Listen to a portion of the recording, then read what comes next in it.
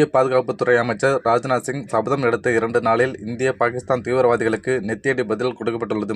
நீங்கள் விரும்புவது நிச்சயம் நடக்கும் என ராஜ்நாத் சிங் கூறியிருந்த நிலையில் நள்ளிரவில் ஆட்டத்தை நடத்தி முடித்துள்ளது இந்திய ராணுவம். போர்க்கால ஒத்திகை என்று பாகிஸ்தான் கவனத்தை திசை திருப்பி ஆபரேஷன் சிந்தூரை கனகச்சிதமாக நிறைவேற்றியுள்ளது இந்திய ராணுவம். பாகிஸ்தான் ஆக்கிரமிப்பு காஷ்மீர் பகுதியில் உள்ள பயங்கரவாதிகளின் நிலைகளின் மீது அதிரடி தாக்குதல் நடத்தியிருக்கிறது. ஆபரேஷன் சிந்தூர் காரணமாக பாகிஸ்தான் நிலைகுலைந்து போயிருக்கும் இந்த நேரத்தில் சிந்தூர் ஆபரேஷன் நிலை, தற்போதைய நிலை, அடுத்த கட்ட நடவடிக்கைகள் குறித்து முப்படை தளபதிகளுடன் பாதுகாப்பு அமைச்சர் ராஜ்நாத் சிங் முக்கிய ஆலோசனை நடத்தியுள்ளார். ஆபரேஷன் சிந்து தொடர்ச்சியாக பாகிஸ்தான் மேற்கொள்ள இருக்கும் எதிர்வினையை முறியடிக்க எடுக்கப்பட வேண்டிய நடவடிக்கைகள் குறித்தும் ஆலோசிக்கப்பட்ட தகவல்கள் வெளியாகியுள்ளது.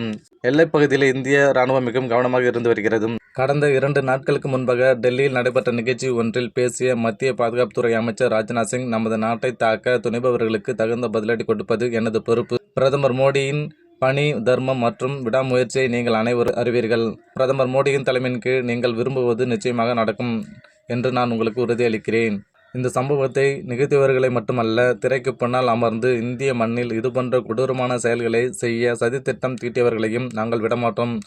பாதுகாப்பு அமைச்சராக வீரர்களுடன் இணைந்து பணியாற்றுவதுடன் நாட்டின் எல்லையை பாதுகாப்பதை உறுதி செய்வதும் எனது பொறுப்பு என்று அவர் தெரிவித்துள்ளார். இந்நிலையில்தான் இன்று நாடு முழுவதும் 244 இடங்களில் போர்க்கால ஒத்திகை நடைபெறும் என்று அறிவிக்கப்பட்டிருந்தது. இந்நிலையில் நள்ளிரவில் 1:44 மணி அளவில் பாகிஸ்தானில் உள்ள லஷ்கர்-இ-தொய்பா, ஜெய்ஷ்-இ-முகமது மற்றும் ஹிஸ்புல்லா முஜாஹிதீன் தீவிரவாத அமைப்புகளின் 9 இடங்களை இந்திய ராணுவத்தினர் குறிவைத்து தாக்குதல் நடத்தினர். இந்த தாக்குதலுக்கு ஆபரேஷன் சிந்தூர் என பெயர் வைக்கப்பட்டுள்ளது. இந்த தாக்குதல் நடவடிக்கையின் போது எல்லையில் பாகிஸ்தான் மற்றும் பாகிஸ்தான் ஆக்கிரமிப்பு காஷ்மீரில் செயல்பட்டு வந்த 9 தீவிரவாத முகாம்கள் மீது துல்லிய தாக்குதல் நடத்தப்பட்டு முகாம்கள் அழிக்கப்பட்டுள்ளன. ஆக, இந்த ஆபரேஷன் சிந்தூர் திடீரென திட்டமிடப்பட்டது அல்ல. பிரதமர் மோடி முப்படைகளுடன் ஃப்ரீஹேண்ட் கொடுத்தது தொடங்கி இந்திய விமானப்படை தளபதி உள்ளிட்டோர் பிரதமர் மோடி, அமைச்சர் ராஜ்நாத் சிங் உள்ளிட்டோர் உடன் தொடர்ச்சியாக ஆலோசனை நடத்தி வந்தனர்.